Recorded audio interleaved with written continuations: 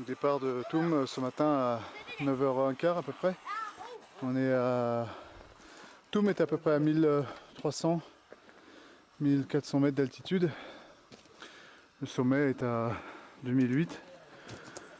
Donc là on est à l'ombre dans la forêt. C'est des espèces de sapins. Et donc dès qu'on a quitté le village, il y a 4 frères qui nous ont rejoints là, qui ont entre 13-14 ans et puis 10 ans. Ils sont en train de rentrer chez eux là, sur les hauteurs. L'école est fermée hier pour les vacances. Donc ils rentrent chez eux. Ils en profitent évidemment pour ramener de quoi alimenter toute la famille.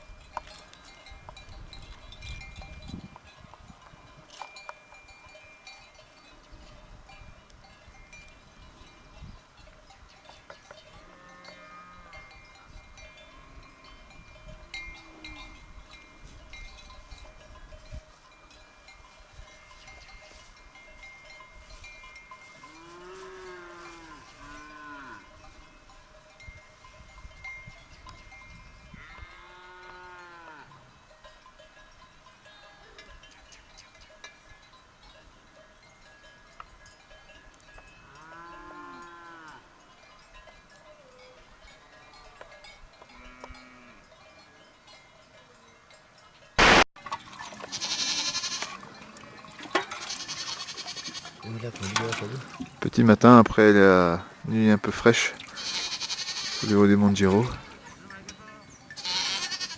La Magnata se réveille tout doucement. Le soleil va percer là à travers les arbres et bientôt ça va pouvoir nous réchauffer. En fait c'est extrêmement humide. Tout est trempé. Évidemment on est accompagné, ici on est toujours accompagné. On arrive quelque part, on vient partager un petit peu du repas, on vient discuter. C'est ce jeune gars là qui nous a accompagnés hier. Donc c'est dans sa Magnata qu'on est. Super gentil, discret.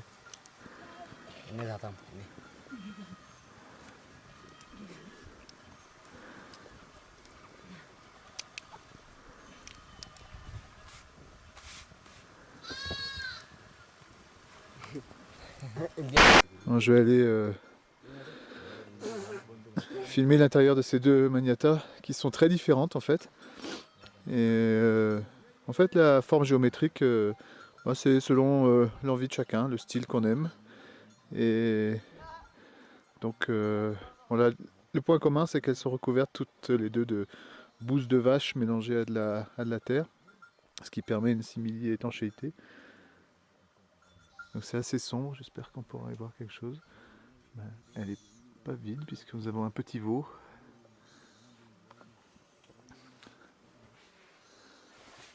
C'est un petit veau qui a des problèmes parce qu'il a un œil crevé. Voilà.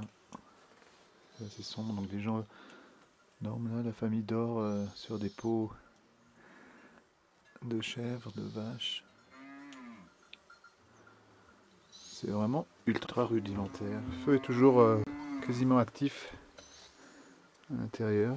Et d'ailleurs ça procure pas mal de chaleur. À l'extérieur il fait frais et humide. Bon, et cette Magnata là donc qui est ronde, elle est différente d'une autre Magnata ronde qui est un petit peu plus haut. L'autre elle est un petit peu plus trapue. Et celle-ci est tout en longueur. En fait il y a une explication, c'est que l'autre on rentre directement, il y a le feu et puis basta, c'est là où on dort. Ici celle-ci c'est plutôt intéressant. Parce qu'il y a une entrée, alors toujours ces murs couverts à l'intérieur également de bousses de vache. Et ici, donc on a une entrée qui est quand même relativement grande. Avec un plat qui est en train de cuire. j'arrive pas à trouver qu'est-ce que c'est. Et là où les gens dorment, en fait, c'est surélevé. Donc ça leur permet de ranger des choses dessous. Et par contre, le lit, on peut pas faire pire. Des planches de bois avec quelques pots de 3 sacs en plastique.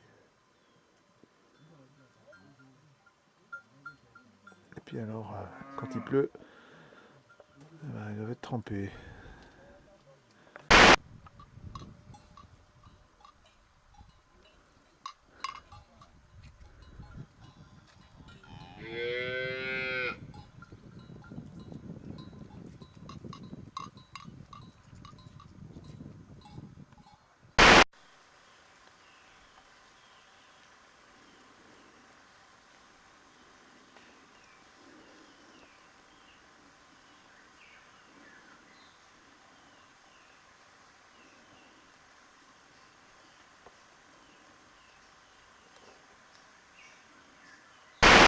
On est dans la forêt, entouré d'animaux sauvages. There are plenty of very wild animals here. Yeah. That's why we're keeping quiet. This is David. Yeah. Oh, I cannot remember your name. James. James. Yeah. Joseph. And Dr. Jill. And Dr. Jill.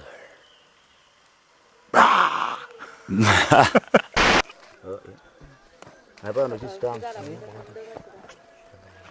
Ya dong. Lagi medo na.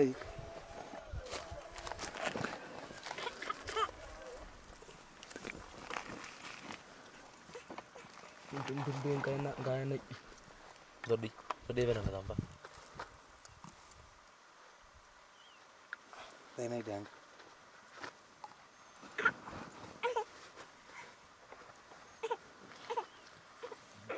Iragay kinta kanya na gua. Sawa, gumbo dia. Okay, dalan. Oh, ada babi masih nagi gini.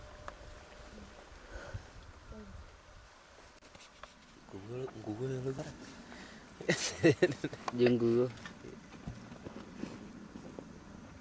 Ada na sama ada. Oh miat. Ya rada pagi ya. Estamos enseñando a Dios. Kamadame da. Estamos en eso que me dice. Luego nada me queda que no.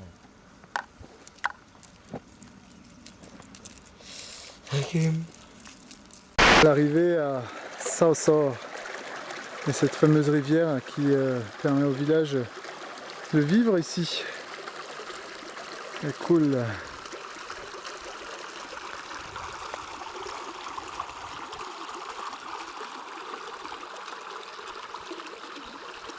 Ça fait vraiment du bien.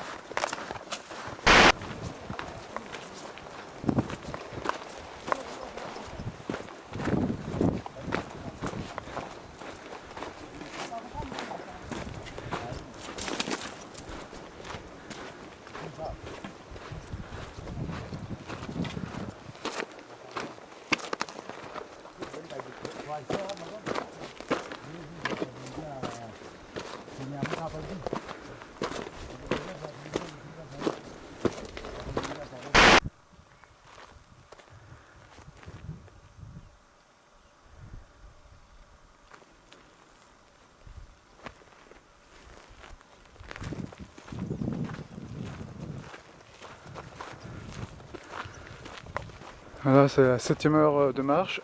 On a monté une colline là, donc on a fait un dénivelé de 500 mètres depuis ce matin. On arrive sur un grand plateau.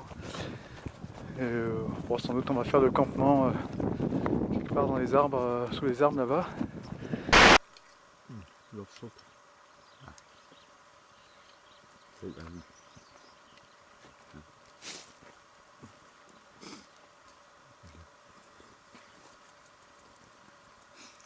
So you think it was a baby charcoal?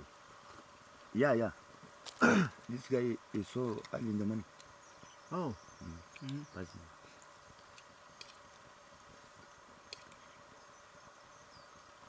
Maybe it's matter change the direction to look for food.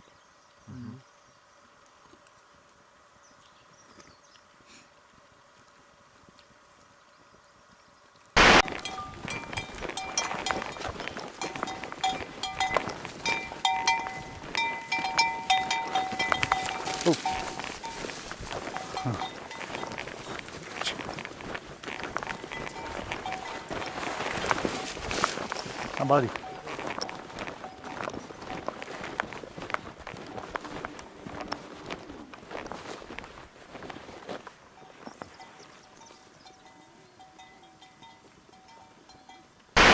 Là, on est parti à 7h45 là ce matin. Il est quasiment midi. On arrive, on vient de traverser une plaine immense, déserte, poussiéreuse. Bon, il n'y avait pas grand chose à voir. En retournant de temps en temps, on voyait les monts Niro derrière nous. Et puis là, apparemment, on arrive au point final de la journée. Et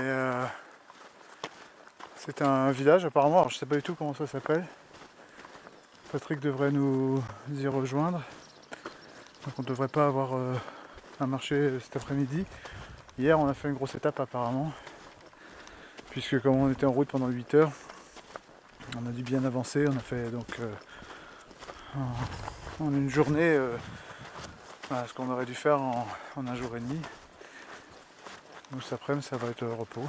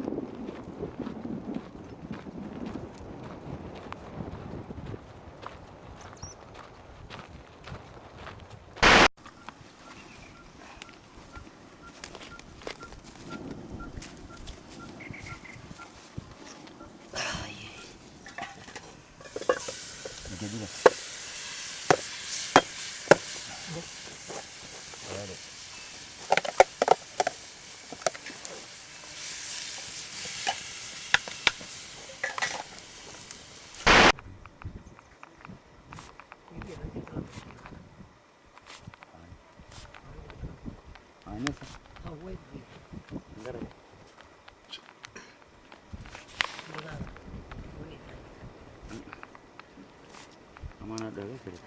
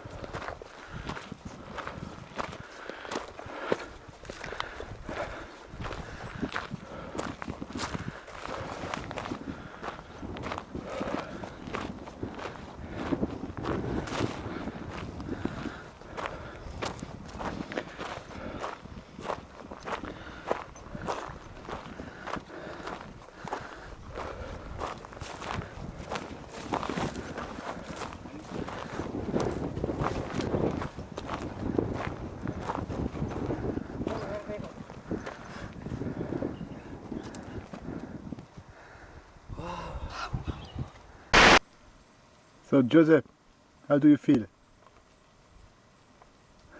You're tired? No, Oh yes, I know you're tired. no. Ah. How's your leg? Okay? Oh, he's tired, Joseph.